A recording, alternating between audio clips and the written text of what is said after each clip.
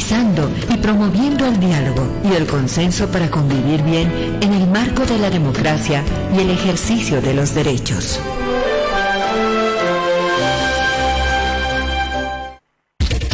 Red Herbol. 52 años. En una nueva era de radio en Bolivia. La 1:01. Ya por un pincho rojas. Y nos vamos a trasladar hasta Cochabamba con Contacto Sur. Un fuerte abrazo desde el cine sensual. Cultura financiera. Señal internacional.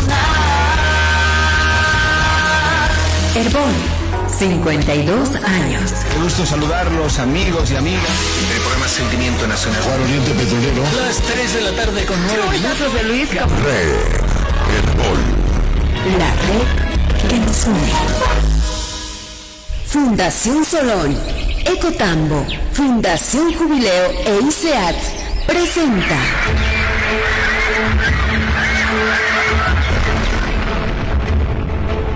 Verdades Ocultas.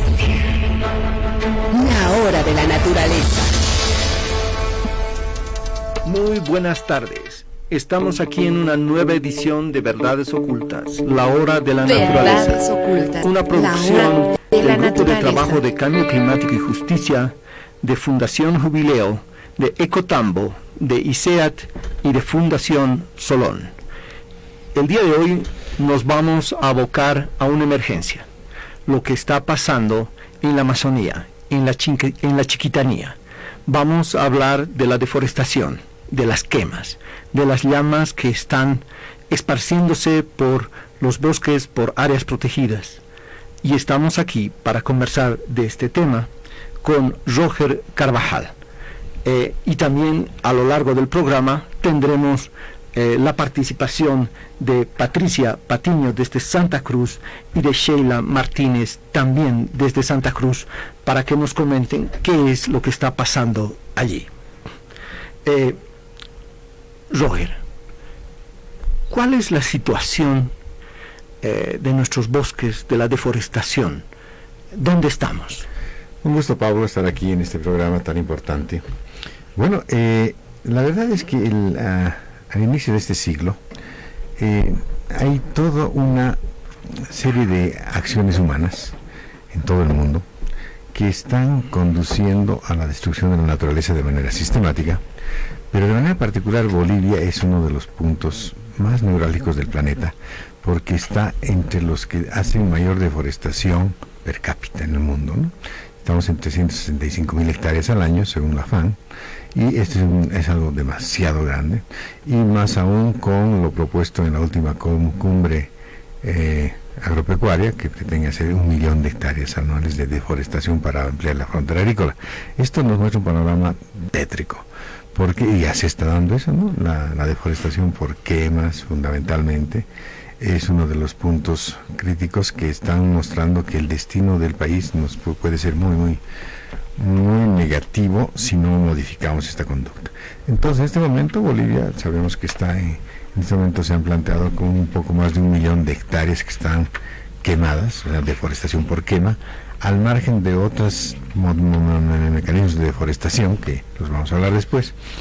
Pero además hay que recordar que no solamente el área del bosque seco chiquitano está en llamas, sino también otros ámbitos del país y que incluyen lastimosamente áreas protegidas, ¿no? Por ejemplo, en la reserva de la biosfera de la Estación Biológica del Beni, que es un lugar donde estaba pero la mayor biodiversidad, más allá del Madiri, está en llamas.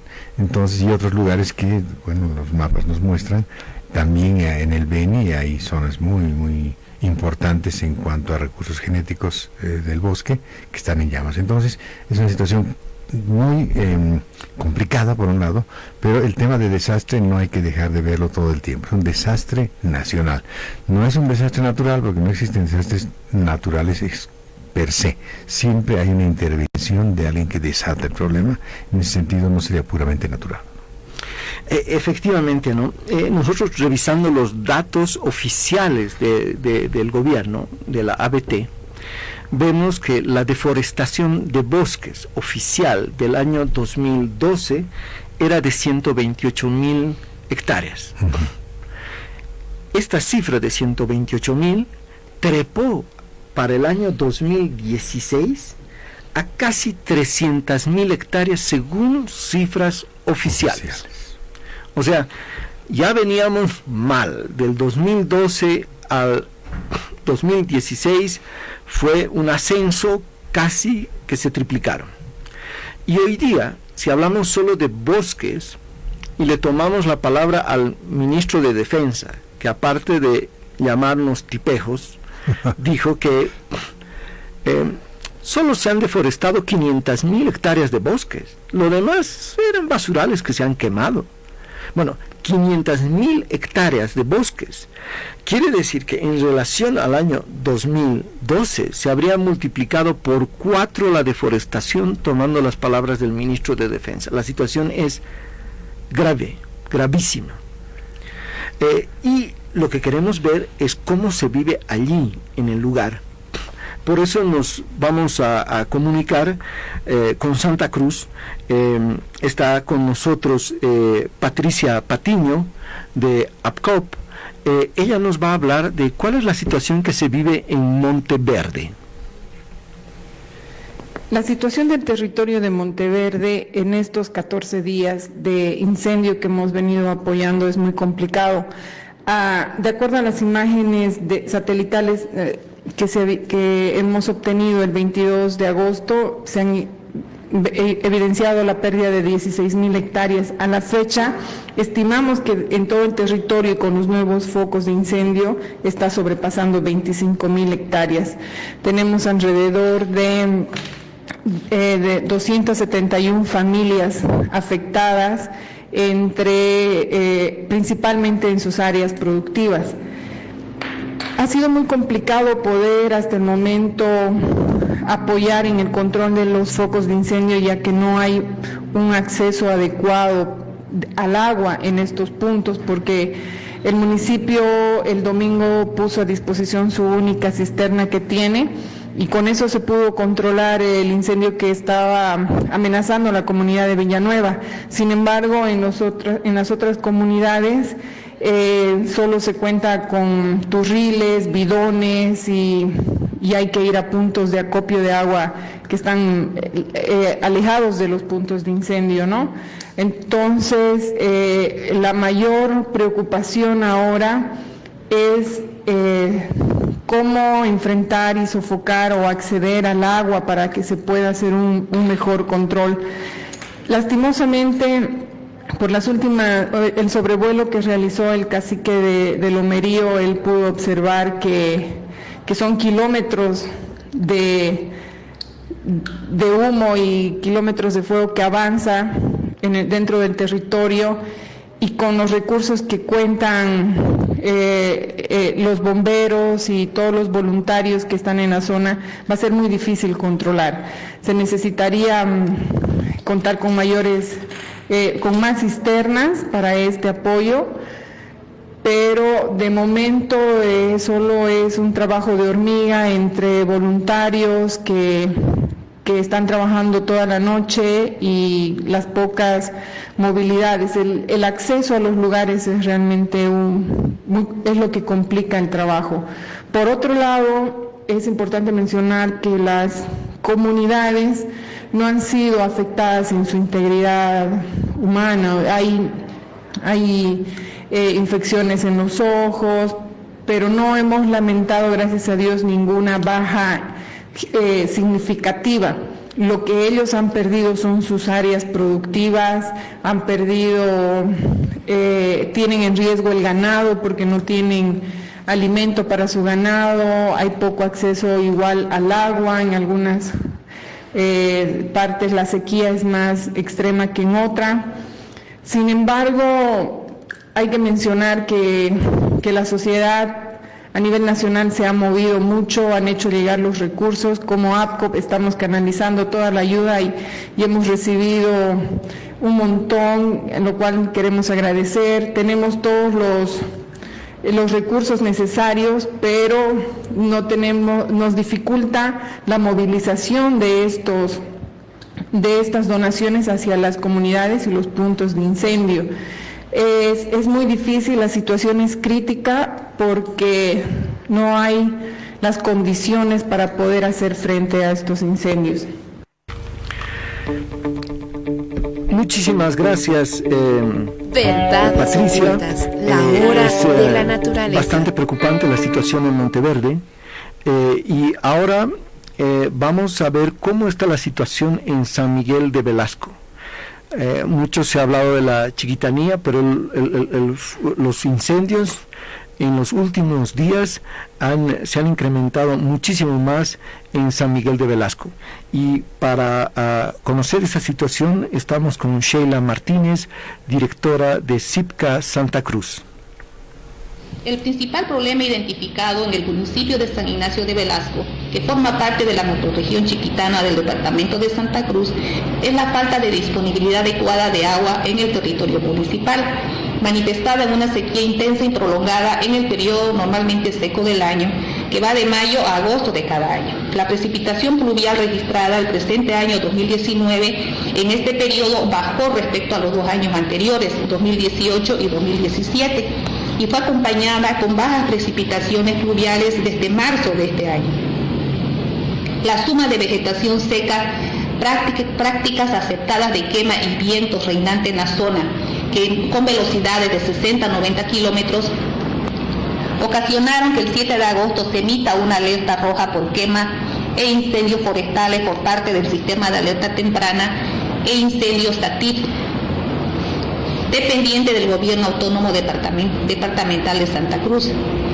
De igual manera, llevó al gobierno municipal autónomo de San Ignacio de Velasco declarar zona de desastre por sequía e incendio en todo el municipio, registrándose hasta el momento más de 100.000 hectáreas afectadas por el incendio, que ha incidido también en la pérdida de medios de vida de las familias indígenas chiquitanas, sumadas más del 80% de la pérdida en lo que es el maíz y el frijol, que forman parte de la dieta alimenticia diaria de estas familias. De igual manera, sus plantaciones de yuca y plátano han sido afectados, ya que también la primera semana de agosto se registró una helada fuerte en todo el territorio municipal y que posteriormente ya vino el efecto de la sequía y luego los efectos del incendio.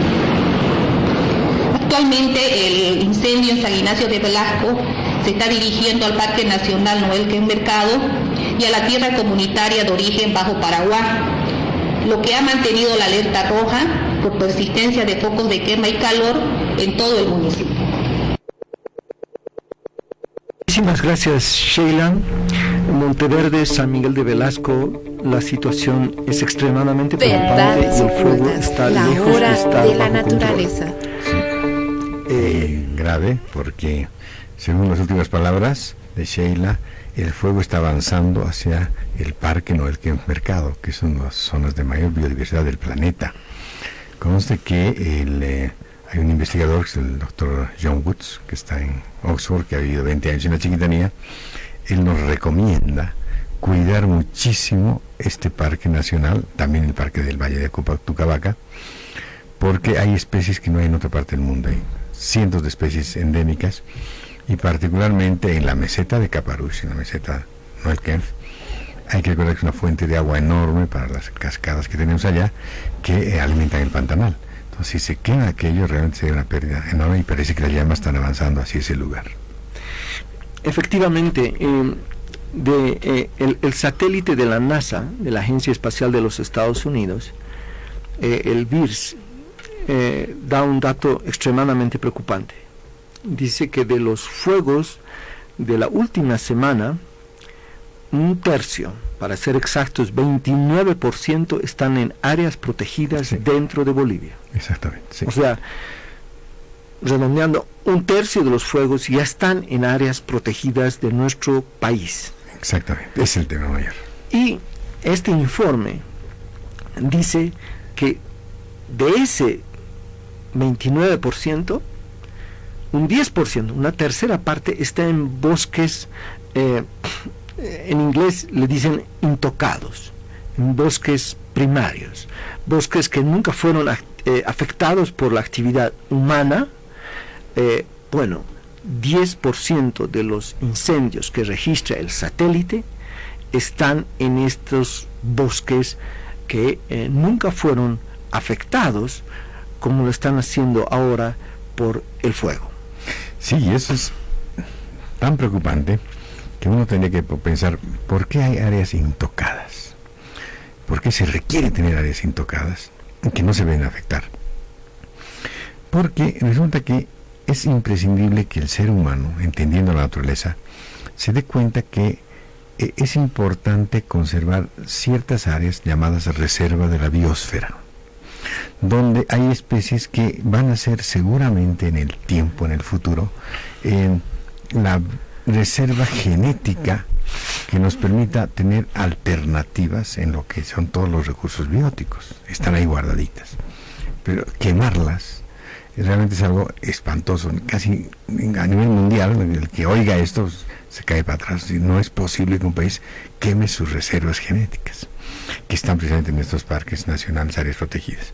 Lo dije hace un momento, la reserva de la biosfera, que es el área de la Estación Biológica del Beni, por ejemplo, que tiene tanto antecedente de investigación, está en llamas. Estamos hablando de la límite entre La Paz y en el Beni y La Paz. Pero imagínate usted el Valle de Tucabaca, que ha ardido, que es una reserva enorme de biodiversidad. Y ahora el mercado, ¿no? Que es una cosa extremadamente importante. Después vamos a ver por qué, o sea, qué tiene la biodiversidad que la hace importante, dónde está su valor, tanto intrínseco como extrínseco, y lo estamos quemando. Eso es algo que no es concebible para mucha gente. Entonces este temor es válido, y porque el temor a perder estas cosas, o a que hayan riesgos, a que hayan daños, es lo que moviliza a la gente.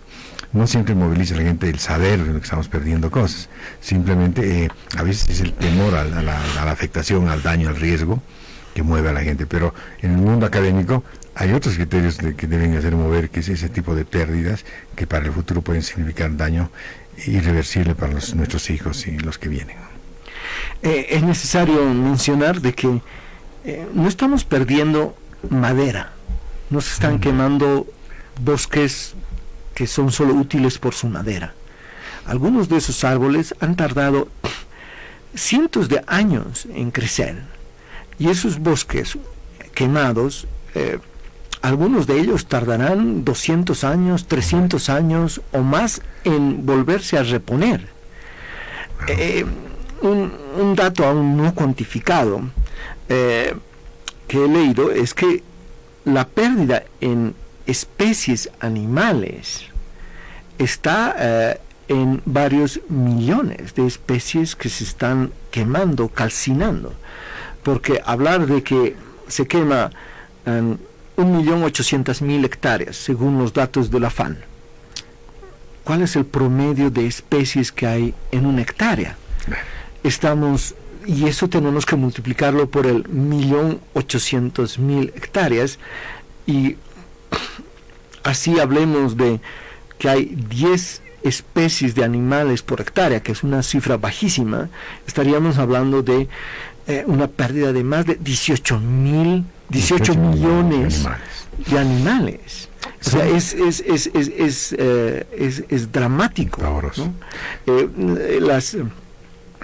Los campos de exterminio para seres humanos terminaron con la Segunda Guerra Mundial, pero los campos de exterminio de estas quemas colosales, infernales, continúan. Aquí en Bolivia, en el Brasil, en África subsahariana y en Siberia, ¿no? Bueno, vamos a ir a una pausa y pronto volveremos para hablar de cuáles son las causas de estos incendios, por qué se provocan. ¿Son accidentes?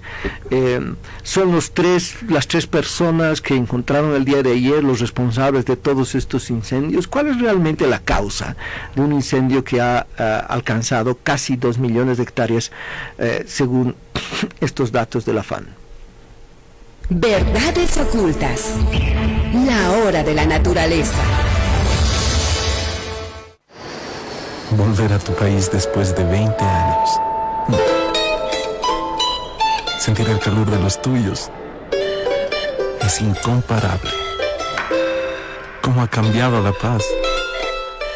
Qué linda que está. Oh, linda La Paz.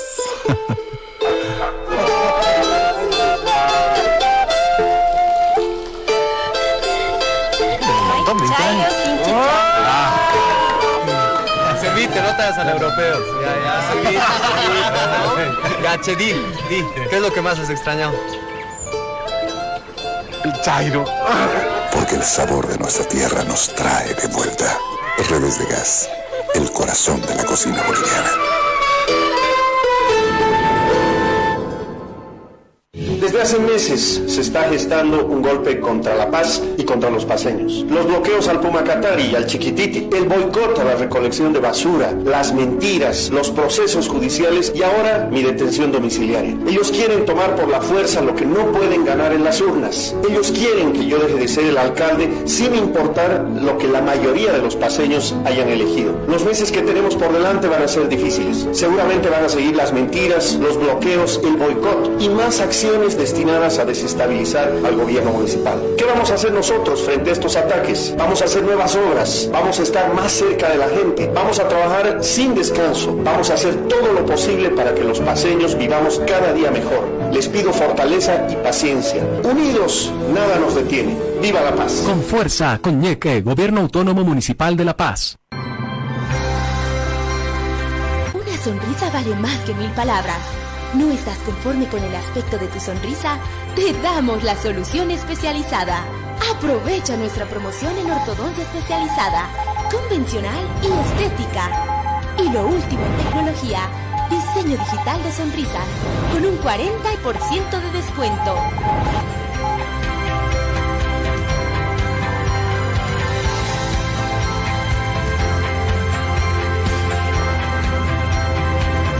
Odonto Mundo, tu clínica de confianza. Con poco, estamos haciendo mucho. La alcaldesa Soledad Chapetón entregó equipamiento a la Policía Regional y vecinos de los distritos 4, 5 y 6 con una inversión que supera el 1.000.000 de bolivianos. 17 unidades educativas y 8 auquiutas recibieron mobiliario decomisado por la Intendencia Municipal en diferentes operativos de control. La Secretaría Municipal de Planificación e Infraestructura Urbana ejecutó diversas obras para remodelar la Plaza 23 de Marzo del Distrito 4. Autoridades del Gobierno Municipal de El Alto inauguraron 3 obras en los barrios Villa Adela, San Juan 24 de Junio y Villa Ester del Distrito 3. Con música y alegría, la Dirección de Desarrollo Integral de la Alcaldía festejó a las personas de la tercera edad del Hogar San Martín por el Día del Adulto Mayor. Porque las obras van sí o sí. Gran Plaza Center es salas de cine con sonido Dolby Sense Surround 7.1, digital e imagen 4K, salas VIP, moderno gimnasio, salas de juegos y entretenimiento, bowling, las mejores tiendas comerciales del país, patio de comidas, supermercado, parqueo amplio y gratuito, ciudad satélite, parada de microche, las antenas. Verdades ocultas. La hora de la naturaleza. Hace un par de días lo Verdades ocultas. La hora de la naturaleza. Ganaderos en Santa Cruz con una sonrisa en los labios, iniciando la exportación de carne a la China. ¿Tiene algo que ver la carne, la ganadería, con los incendios que estamos viviendo hoy en Bolivia? Sí, tiene mucho que ver. Claro que estos incendios directamente no son los que vienen, ¿no? Porque es parte de una política pecuaria que tiene realmente connotaciones perversas, diría yo. A ver, hay que recordar que en Bolivia cada vaca ocupa 5 hectáreas. Entonces el que tiene 1000 vacas requiere 5000 hectáreas y así sucesivamente. Y hay que recordar que cuando se quema bosque para las vacas, este bosque se vuelve pastizal al principio, pero luego inundan las gramíneas, hay unas gramíneas africanas tremendas que están llegando, y se vuelve pajonal. y después la perspectiva de volverse arenal es grande, ¿no? Entonces estamos, las vacas tienen dificultades para alimentarse y por lo tanto hay que quemar más bosque, y ese avance es lo único que puede, ese avance dentro de la frontera, dentro del bosque, es lo único que pueda permitir para este modelo que tienen sobre todo los venianos y cruceños seguir proliferando vacas, ¿no? Es quitando bosque, no hay otra, porque otras técnicas que existen, el ramoneo, o sea que las vacas se alimentan del sotobosque, o sea el bosque bajito que está debajo del bosque alto, donde se pueden sembrar inclusive plantas, o la propia estabulación, todos esos manejos no es parte del interés de nuestros ganaderos, porque eso requiere inversión, y lo que menos quieren hacer es invertir. Es más fácil pegar un fósforo y desoltar las vacas que estén por ahí, ¿no? Porque no hay un temperamento industrial o industrioso productivo en este nuestro gremio de los ganaderos, y lo sabemos, hemos discutido con ellos largamente, pero no hay disposición a incrementar su inversión, inclusive diciéndoles que, señores, la carne más deliciosa es la estabulada, porque acumula más grasa, que es lo que le da mucho sabor. En cambio, ellos no importa que tenga que corretear su alimento y que sea carne más fibrosa. Y cuando se les habla de las consecuencias ambientales de criar vacas con la liberación de grandes cantidades de gas metano del intestino de las vacas, eso les parece hasta un chiste, les parece, no le entienden el vínculo con el cambio climático y el efecto de gas de efecto invernadero. Entonces, ese modelo agrícola, pecuario particularmente, tiene que ver con la destrucción de la selva. Y entonces, obviamente, cuando se le dijo al presidente que revierta este decreto que autoriza la quema y el desmonte en tierras comunitarias y en el Beni, se opusieron, obviamente, porque ese es su futuro, de eso van a vivir. Entonces, tiene que ver entonces esta relación entre los incendios de ahora y los que vienen con la ganadería y con la exportación de carne a China.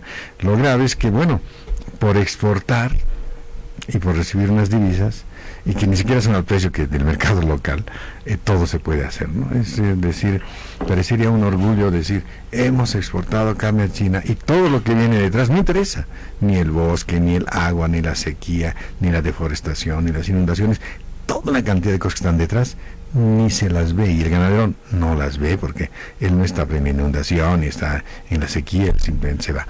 Entonces, tiene mucho que ver, estimado Pablo, y hay que discutir sobre ese tema especialmente. Ahora, la quema de la chiquitanía de manera particular, eso vale la pena analizar con datos biológicos, biogeográficos y ecológicos que nos vamos a discutir, porque ese lugar es mucho más vulnerable que las demás áreas de la Amazonía, ¿no? Es importantísimo. Efectivamente, Roger, aquí estamos viendo un estudio del año 2016 de la FAO, el estado de los bosques del mundo, y donde dice que en el caso de Bolivia, la causa de la deforestación es en un 40% debido a pastizales para la ganadería. Exacto. Y un 27% para la agricultura comercial. En otras palabras, más de 2/3 se deben fundamentalmente a actividades agropecuarias, algunas de ellas de alta concentración en manos de muy pocos, ¿sí? Porque las tierras están distribuidas de manera no equitativa. Según el censo del 2013, un 20% de los propietarios concentran más del 90% de la tierra. Exactamente, sí. Mientras que el resto del otro 80%, tienen menos de un 10% de la tierra. Como el 7% más. Efectivamente. Y en este estudio también se puede ver que hacen una proyección de qué áreas de bosque en Bolivia son más susceptibles de ser deforestadas en el curso de los próximos años, producto de la ganadería. Y es muy interesante en el mapa poder ver que ellos apuntan a que la deforestación va a ir hacia San Ignacio de Velasco, va a ir hacia Puerto Suárez, y va a ir hacia la región de Guayaramerín y Riberalta. Hacia el norte. Hacia el norte. Es decir, los polos identificados por este estudio, donde habría una deforestación debido a la ganadería, serían fundamentalmente estos. Pero vayamos a tu inquietud. ¿Por qué el bosque chiquitano? ¿En qué medida el bosque chiquitano no es Amazonía? ¿En qué características tiene? ¿Por qué es más vulnerable? Cuéntanos. Bueno, aquí hay un tema de que los geógrafos realmente lo tienen que difundir muchísimo, parece que no se está manejando esto, sobre la vulnerabilidad del bosque seco chiquitano. Hay que recordar que este bosque es uno de los pocos bosques secos del mundo. Hay gente que dice que es el único con esas características, con esa biodiversidad tan particular que se ha dado en un área que no tiene agua. ¿Y por qué no tiene agua esa zona? Si la gente nos ayuda un poco imaginándose el mapa de Bolivia, o más bien el mapa de Sudamérica, se va a dar cuenta que la Amazonía está irrigada por todo el agua que baja de los Andes. En los Andes tienen una forma de una herradura, ¿verdad? Una C, que apunta hacia el Atlántico. Entonces el agua que llega del Atlántico está atraída por el bosque amazónico y choca contra los contrafuertes andinos, se eleva, se condensa por el frío y vuelve a llover y se alimentan los ríos, ¿verdad? Entonces una doble ida, lo que viene por las nubes y lo que se va por el agua. Pero estos ríos que vienen de los Andes son pues muchísimos, que empiezan en Venezuela, luego son en Colombia, o salen del Ecuador, del Perú, de Bolivia, y los últimos ríos salen del Tigris, y el último río que sale para esa región es el río Grande, y que luego se convierte en río Mamoré. Y después ya no hay más ríos que salgan de la cordillera de los Andes hacia la Amazonía. Entonces estos ríos irrigan un área verde que es el pulmón del mundo, pero hay otra parte de esta Amazonía que no recibe esta agua, que es la Chiquitanía. Es la Chiquitanía. La Chiquitanía se hace su propia agua. El bosque captura el agua ambiental y con eso se riega a sí misma, hace sus nubes y se riega. Y hace unos ríos chiquitos, algunos van hacia la cuenca de Litenes, que luego va hacia el Amazonas, hacia el norte, y otros van hacia el Pantanal. Entonces, estas condiciones de déficit hídrico ha hecho que las especies se adapten, y esa biodiversidad en la sequedad, también muy amplia, muy interesante, con variedades que solamente hay en el lugar, ha permitido que sobreviva este bosque en esa dinámica, ¿no? Que los árboles capturan el agua ambiental que viene desde la cuenca del Plata, desde el Brasil, y la hacen precipitar, y la sacan otra vez del suelo y la suben por los troncos y la vuelven a evaporar, se arma nube y vuelve a caer. Ese es su circuito del que viven los árboles. O sea, el árbol no tiene corazón para impulsar su floema, entonces tiene que hacerlo por evaporación, ¿no? Saca agua del suelo, la pone en las hojas, y las hojas al evaporarse jalan por capilaridad lo que viene abajo y así va circulando. Entonces este bosque, la poca agua que hay ahí es porque hay bosque. Ese bosque se ha hecho a lo largo de cientos o miles de años, porque un bosque no es solo el árbol. Un bosque connota 500 especies alrededor, que entre hongos, polinizadores, insectos, lo que genera el suelo, en cada milímetro cúbico de suelo hay como 1000 diferentes especies entre microorganismos y otras cosas. Entonces, toda esta biodiversidad súper bien coordinada, equilibrada, en que unos funcionan para los otros, se ha instalado por miles de años y ahí estaba. Y bueno, hay lugares que efectivamente son pastizales naturales, con algo de drenaje y agua, pero la masa boscosa, la que trae el agua, es la que se ha quemado. Entonces uno se pregunta inmediatamente con los biólogos, ¿y ahora quién trae el agua aquí? Había que esperar que los manantiales, ojos de agua y el agua, que los mantos freáticos más altos, ya no está. El suelo está ahorita como un ladrillo, ¿verdad? Se ha quemado. Entonces, ¿qué viene? Esa es la gran pregunta. Si no va a haber agua en el lugar, porque ahora mismo la poca agua que hay antes de los incendios era competida por el ganado. Hacían una especie de pequeñas lagunitas para que el ganado vaya a tomar ahí, y ese era un problema de siempre, ¿no? Había inclusive conflictos entre las comunidades por el tema del agua, de la poca agua. Entonces, ahora viene la gran pregunta. ¿Qué se hace ahora en este débito de agua en un suelo muerto? Y vienen pues los políticos dicen, no, vamos a reforestar, llamen a las organizaciones sociales, llamen a los ganaderos, llamen a los sembradores. No, como en este tipo de gobiernos corporativistas no se maneja el conocimiento como insumo para toma de decisiones, sino más bien los intereses de grupos. Entonces ellos son los que supuestamente tenían que resolver, y sin ese conocimiento dudamos mucho de que se pueda hacer algo. Tal vez no obras faraónicas que permitan sacar agua del Pantanal, o sacar agua del Río Grande, o profundizar en los acuíferos que hay en el Chaco, cosas así, que cuestan miles de millones de dólares. Eso no va a ocurrir. Entonces, ¿cómo hacemos para que reflorezca esta región, capture su biodiversidad? Entonces, hacer bosques artificiales con reforestación, porque no se puede reforestar con más de 10, 15 especies en mejores casos, pero que además, si le metemos agua a ese bosque nuevo que hagamos, ya no va a ser un bosque seco, porque estamos trayendo agua de otro lado. Va a ser un bosque húmedo que cuando deje de haber agua se muere, o sea, no estamos dando las condiciones anteriores. Por lo tanto, hay que pensar esta posibilidad, y bien grave para los que se están repartiendo la tierra para sembrar, ya sea una cosa u otra, o soya, o biocombustibles, o lo que quieran, porque el tema agua es el que va a evitar. Al margen de que este bosque también contribuía a llevar el agua desde el Atlántico hacia el altiplano sur. Ese es otro tema que hay que hablar al rato, pero en este momento hay que preocuparse por ese punto, que espero que para la gente le haya quedado algo claro. No sé si puede explicarme por completo. No, efectivamente, lo que queda claro es que la pérdida de los bosques en la Chiquitanía va a repercutir aún mucho más allá de lo que estamos viendo, porque va a disminuir la cantidad de agua disponible que hay en esa región, porque los bosques eran la principal fuente de generación de agua, de humedad, en este que ya es el bosque seco de la Chiquitanía. Exactamente. Y pensar en que esto se va a resolver con reforestación, como dice, por ejemplo, el presidente Evo Morales, bueno, pausa ecológica, vamos a reforestar. ¿Cuáles son los datos de la reforestación en Bolivia de los últimos años, según los datos oficiales del gobierno? Revisando todos los programas que ha hecho de Mi Árbol, del Fonabosque, de Sustentar, de Emagua, del PNC, no han superado en promedio las 10.000 hectáreas reforestadas por año. De las 365.000 que se deforestan. De las 300.000 que se deforestan, habrían reforestado 10.000. Y ahora estaríamos hablando de una pérdida que supera las 500.000. Entonces hay que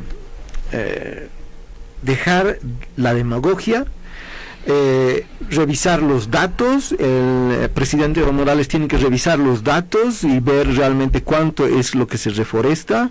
El Ministerio de Medio Ambiente tiene que mostrar de que, ojo, reforestar cuesta, y según se lo puede ver según los propios datos de reforestación, aproximadamente, y solo en plantines, $1,000 por hectárea, solo en plantines. El plantín, el arbolito chiquitito que uno lo va a poner, sin tomar en cuenta el costo de el transporte hasta allí, de las personas que lo van a poner, del cuidado, del mantenimiento, del agua que tú mencionaste, nada de eso, solo el valor del plantín por hectárea, $1,000. Hasta declararlo viable, que es un punto crítico después, ¿no? Solamente poner el plantín, estamos hablando de $500 millones para 500.000 hectáreas. Eso no va a ocurrir.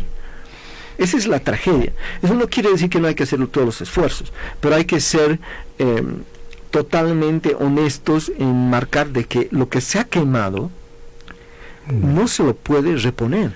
Y ojo de que si uno intenta poner un árbol tras otro como si ese fuera el bosque, pues eso no es un bosque, porque ya lo decíamos, la cantidad de especies, animales, de biodiversidad que hay ahí es muy importante. Que ha llevado mucho tiempo, ¿no? Mucho tiempo. Vamos a ir a un nuevo corte y volveremos aquí con Roger Carvajal en esta discusión sobre por qué y qué hacer frente a esta deforestación. Verdades ocultas. La hora de la naturaleza. Desde hace meses se está gestando un golpe contra La Paz y contra los paceños. Los bloqueos al Pumacatari y al Chiquititi, el boicot a la recolección de basura, las mentiras, los procesos judiciales y ahora mi detención domiciliaria. Ellos quieren tomar por la fuerza lo que no pueden ganar en las urnas. Ellos quieren que yo deje de ser el alcalde sin importar lo que la mayoría de los paceños hayan elegido. Los meses que tenemos por delante van a ser difíciles. Seguramente van a seguir las mentiras, los bloqueos, el boicot y más acciones de destinadas a desestabilizar al gobierno municipal. ¿Qué vamos a hacer nosotros frente a estos ataques? Vamos a hacer nuevas obras, vamos a estar más cerca de la gente, vamos a trabajar sin descanso, vamos a hacer todo lo posible para que los paceños vivamos cada día mejor. Les pido fortaleza y paciencia. Unidos, nada nos detiene. ¡Viva la paz! Con fuerza, con ñeque, Gobierno Autónomo Municipal de La Paz. Con poco, estamos haciendo mucho. La alcaldesa Soledad Chapetón entregó equipamiento a la Policía Regional y vecinos de los distritos 4, 5 y 6 con una inversión que supera el 1 millón de bolivianos. 17 unidades educativas y 8 auquiutas recibieron mobiliario decomisado por la Intendencia Municipal en diferentes operativos de control. La Secretaría Municipal de Planificación e Infraestructura Urbana ejecutó diversas obras para remodelar la Plaza 23 de Marzo del Distrito 4. Autoridades del Gobierno Municipal de El Alto inauguraron 3 obras en los barrios Villa Adela, San Juan 24 de Junio y Villa Ester del Distrito 3. Con música y alegría, la Dirección de Desarrollo Integral de la Alcaldía festejó a las personas de la tercera edad del Hogar San Martín por el Día del Adulto Mayor. Porque las obras van sí o sí. Me encantaba viajar a la granja con mis padres, toda la familia en la camioneta. Recuerdo que en medio del camino había un río. Cerraba los ojos y cruzábamos. Al llegar le pregunté a papá si también tuvo miedo y sonrió. Respondió, no. Había algo que lo hacía sentir seguro. Yo no entendía qué era. Hasta hoy, que la granja es una empresa sólida, que no deja de progresar ni un solo día. Yo la lidero. Soy la nueva generación, fuerte y luchadora. Ahora que agarro el volante, entiendo que ese algo es Toyota.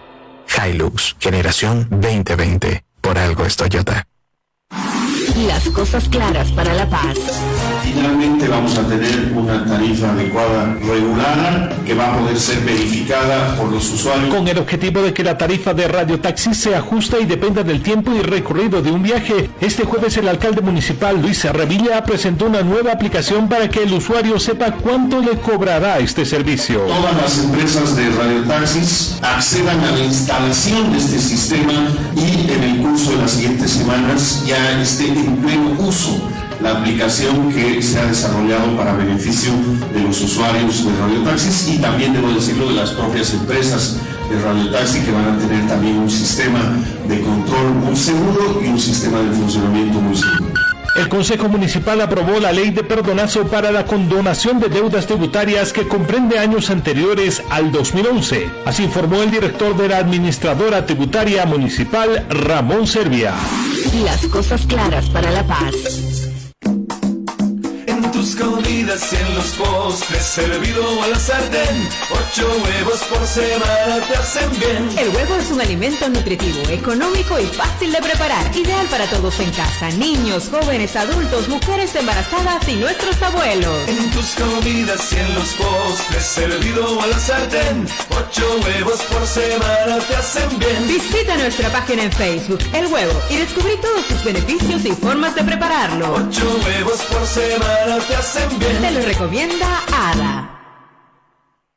Desde hace meses se está gestando un golpe contra La Paz y contra los paceños. Los bloqueos al Pumacatari y al Chiquititi, el boicot a la recolección de basura, las mentiras, los procesos judiciales y ahora mi detención domiciliaria. Ellos quieren tomar por la fuerza lo que no pueden ganar en las urnas. Ellos quieren que yo deje de ser el alcalde sin importar lo que la mayoría de los paceños hayan elegido. Los meses que tenemos por delante van a ser difíciles. Seguramente van a seguir las mentiras, los bloqueos, el boicot y más acciones destinadas a desestabilizar al gobierno municipal. ¿Qué vamos a hacer nosotros frente a estos ataques? Vamos a hacer nuevas obras, vamos a estar más cerca de la gente, vamos a trabajar sin descanso, vamos a hacer todo lo posible para que los paceños vivamos cada día mejor. Les pido fortaleza y paciencia. Unidos, nada nos detiene. ¡Viva la paz! Con fuerza, con ñeque, Gobierno Autónomo Municipal de La Paz. Verdades ocultas. La hora de la naturaleza. Continuamos con verdades ocultas. Estamos hablando de la deforestación en la Chiquitanía y la Amazonía. La hora de la naturaleza. Hemos visto cuáles son los impactos de la ganadería en la deforestación en el país. Ahora veamos cuáles son los impactos de la producción de soya de caña de azúcar que sobre todo se van a incentivar por esta oferta de producir biocombustibles, etanol y diésel para alimentar a los automóviles. ¿Cuál es el impacto de la soya, de la caña de azúcar, de los biocombustibles en la deforestación, en la ampliación de la frontera agrícola, Roger? Bueno, es un impacto gradual, porque se están dando tierras para eso, que han empezado con 10.000 hectáreas primero y van avanzando, y se tiene programada 400.000 para la soya transgénica, el evento HB4, que va a producir biodiesel, que en realidad no es un biocombustible, es un agrocombustible. Hay que considerar eso. Los biocombustibles, estrictamente hablando, son aquellos que generan combustible, pero de toda la biomasa que se corta para desecharla. Entonces, entre la basura orgánica de las ciudades y lo que se ha cortado en el campo que no se queme, genera una cantidad de biomasa muy grande para generar diésel, a través de lo que se llama la tercera generación de biocombustibles, y que eso no tiene ningún efecto ambiental. Lo que está haciendo aquí son agrocombustibles, o sea, sembrar algo que en lugar de ser alimento va para aumentar la capacidad de combustible de la gasolina. Es un punto.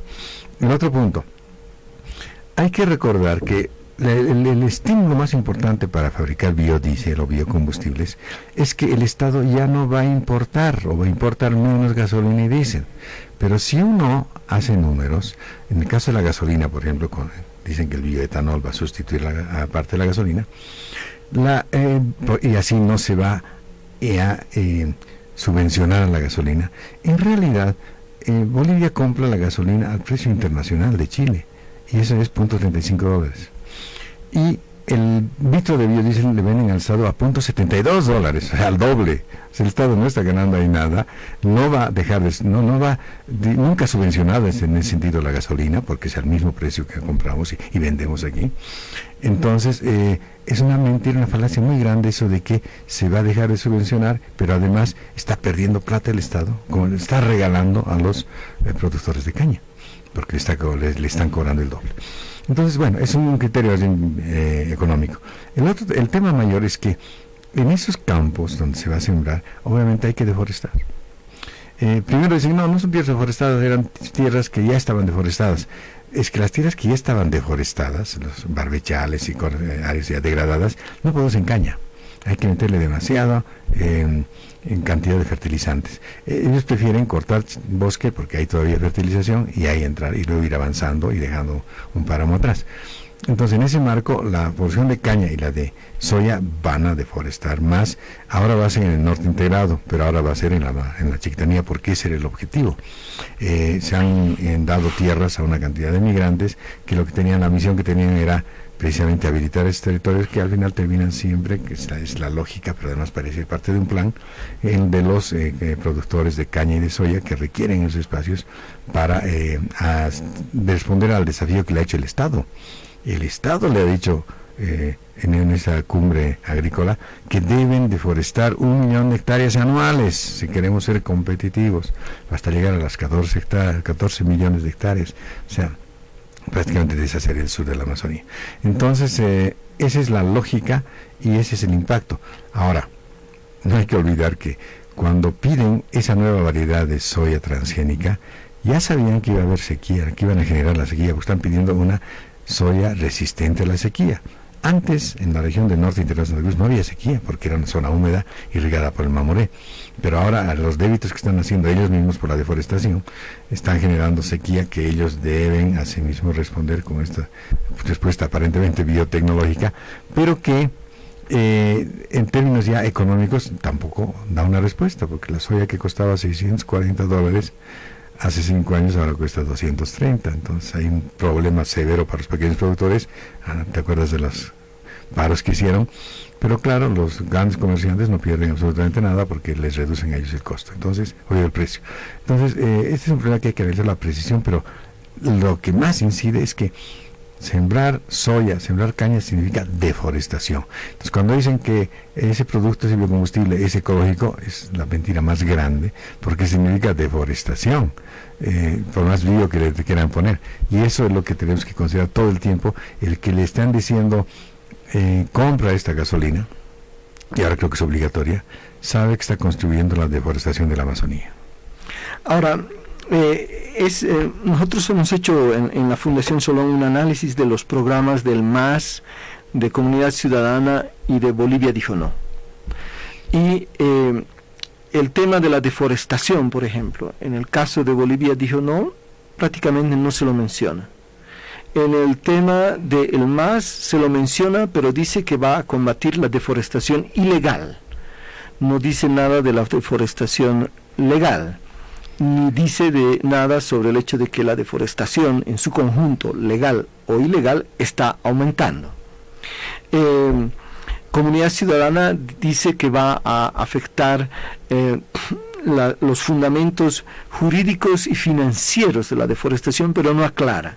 Ninguno menciona de que hay un peligro para nuestros bosques, que es la ampliación de la frontera agrícola. Ninguno hace mención al peligro de la exportación de carne o a los biocombustibles. Estas leyes, la ley del etanol fue aprobada por unanimidad en nuestro Parlamento.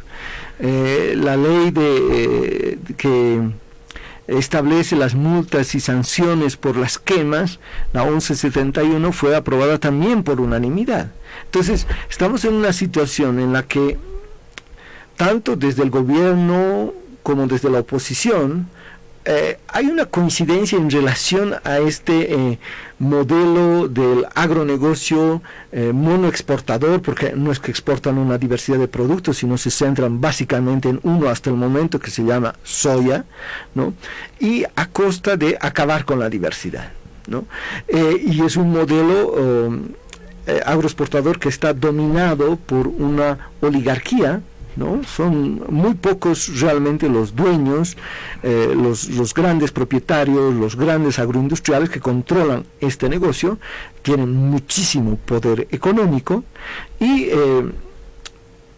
ellos quieren esto. Como le dijo ayer, el otro día el representante de los ganaderos al presidente Evo Morales, por favor no mate la gallina de los huevos de oro, no revierta las normas que permiten las quemas, ¿no? O sea, mayor confesión no se podía esperar, ¿no?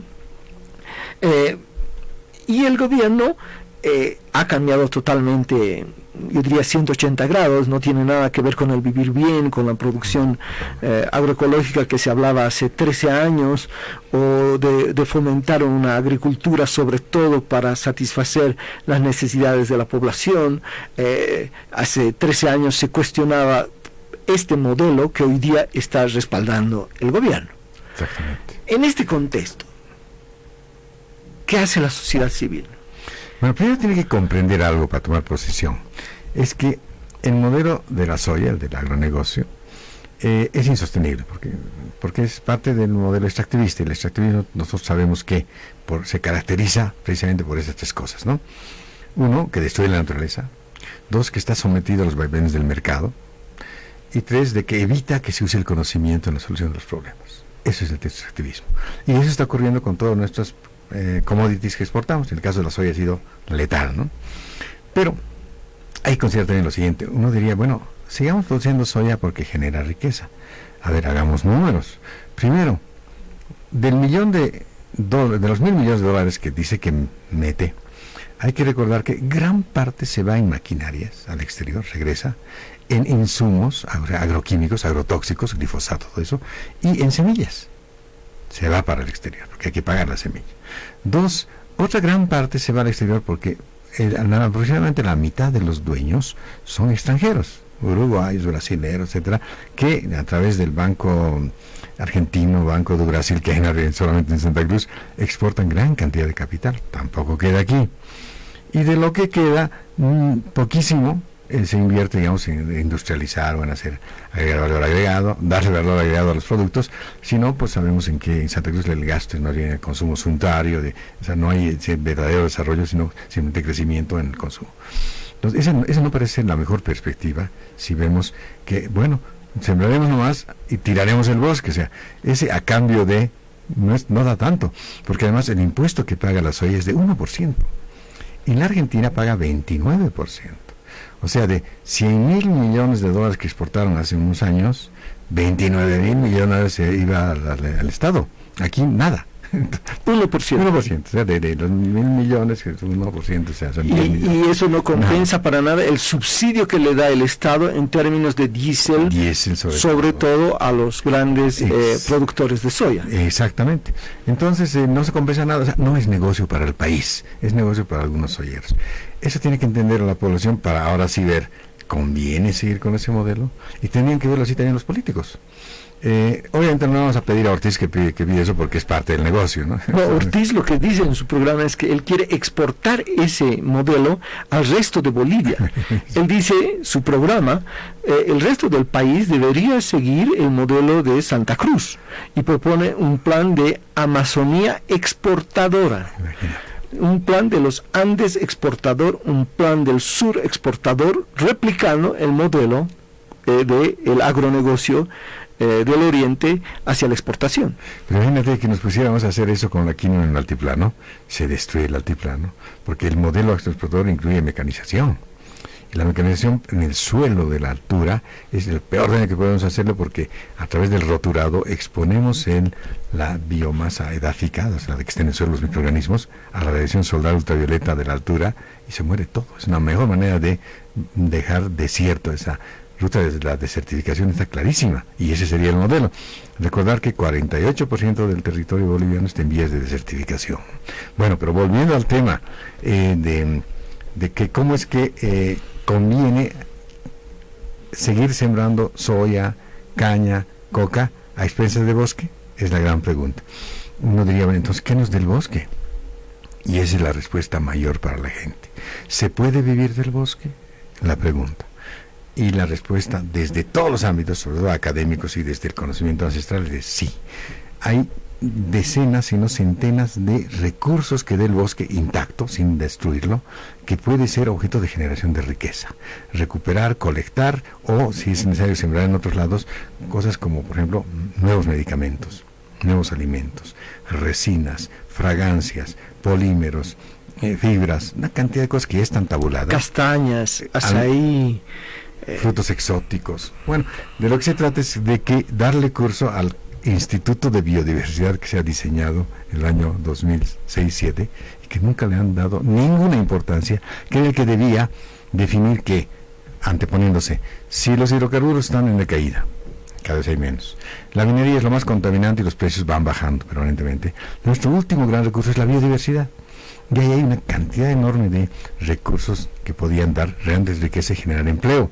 Pero ese es un modelo de bioeconomía que no lo están planteando. Un poquito he hablado con alguna gente de Comunidad Ciudadana que estaban en ese acuerdo, pero no sé si lo pusieron en su programa, que sería, creo, la salida mayor. Porque si no hacemos un plan de bioeconomía y aprovechamos estos recursos, no tenemos nada que nos espere para los siguientes años. Muchísimas gracias, Roger. Lamentablemente se nos ha acabado el tiempo. Aquí en Verdades Ocultas estaremos con ustedes la próxima semana en un nuevo programa de esta producción del Grupo de Trabajo de Cambio Climático y Justicia, Herbol, Fundación Jubileo, Ecotambo y Fundación Solón. Verdades Ocultas. La hora de la naturaleza. Una producción de Fundación Solón, Ecotambo, Fundación Jubileo e ICEAT. Red Herbol. 52 años de comunicación educativa.